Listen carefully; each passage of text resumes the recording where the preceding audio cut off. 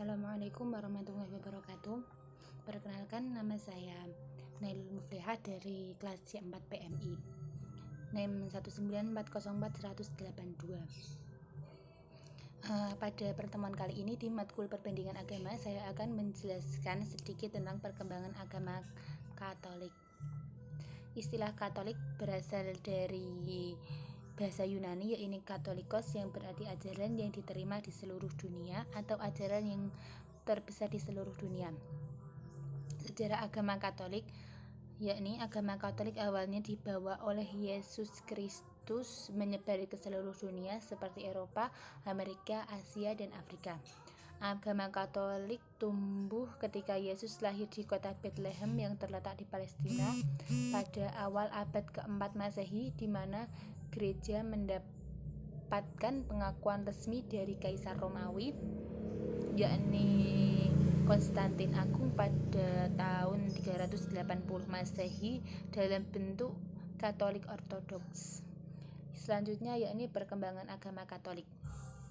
Dimulai dari abad keempat, yakni agama Katolik menyebar dari sekitar Laut Tengah, lalu dilanjutkan pada abad keempat sampai 13 menyebar di Eropa, lalu selanjutnya agama abad 13 itu sampai 19 mulai menyebar di seluruh dunia, di awal dari Amerika, Afrika, dan selanjutnya ke Asia.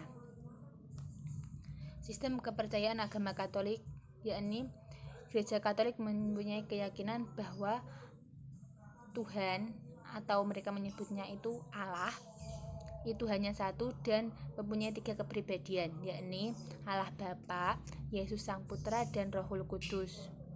Selanjutnya yakni sekte-sekte dalam gereja. Di sini ada 7 sekte yang dipercaya dalam gereja, yakni 1. Orientasi pengajaran 7 sekram, yakni pembaptisan, krisma, ekaristi, rekonsiliasi, minyak suci, imamat, dan pernikahan. Sekraman ini adalah sebuah ritual yang tak kasat mata, yang dimana apabila ada orang yang berhasil melakukan salah satu dari ritual itu, berarti dia itu sudah mencapai derajat yang lebih tinggi. Lalu selanjutnya yaitu hakikat Allah. Seperti yang pertama tadi, seperti sistem keyakinan, yakni Allah itu esa, abadi, dan maha kuasa dalam segala hal. Ya, seperti kepercayaan kita kepada Allah, yaitu sama. Allah dan Allah itu sama dan juga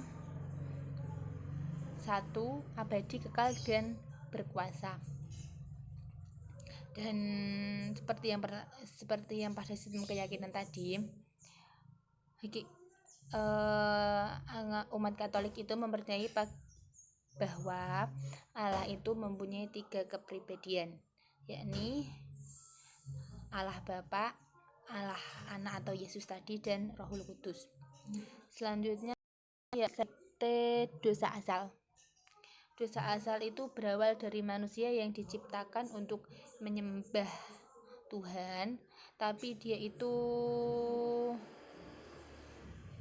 kan awalnya diciptakan untuk menyembah dan sudah menyatu dengan Allah. Lalu pada perkembangannya dia itu pada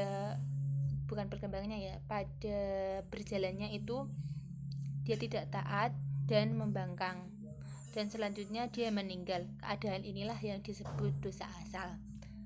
Dan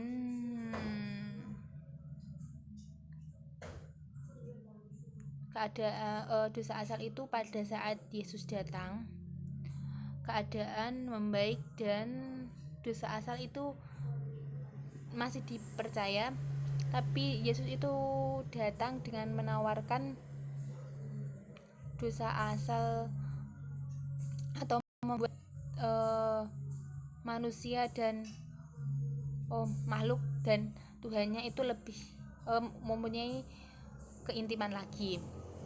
Dan pada saat Yesus datang juga diajarkan tentang bahwa kehidupan yang selanjutnya yaitu di surga, maksudnya menawarkan surga sebagai kehidupan selanjutnya. Lalu yang selanjutnya yaitu gereja. Sekte dalam gereja itu mempercayai bahwa gereja yaitu tubuh Kristus, alat penghubung manusia yang di bumi dan surga. Lalu yang selanjutnya yaitu keselamatan dan kehidupan adalah murni kewenangan Allah dari lahir hingga maut. Yang selanjutnya yaitu sejarah perkembangan agama Katolik di Indonesia. Agama Katolik di Indonesia mula-mula dibawa oleh orang-orang Portugis. Orang-orang Portugis di Indonesia Timur berawal dari Gua, Maluku, dan telah menjadi pusat kegiatan misi Katolik di wilayah timur. Dari sinilah agama Katolik bermula tersebar ke Maluku dan Nusa Tenggara, Sulawesi, Jawa, Bali, Sumatera, dan Kalimantan.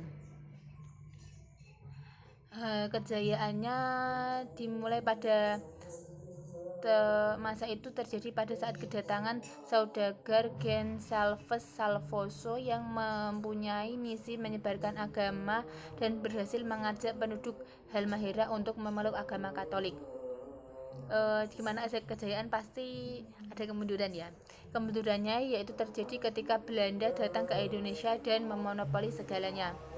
Jadi agama Katolik ini kan dibawa oleh orang-orang Portugis.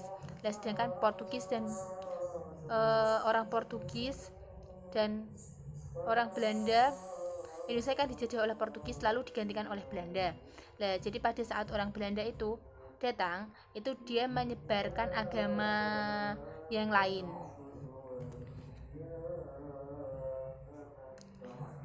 Sekian, apabila ada kesalahan dalam penyampaian atau ada yang kurang jelas bisa ditanyakan. Wassalamualaikum warahmatullahi wabarakatuh.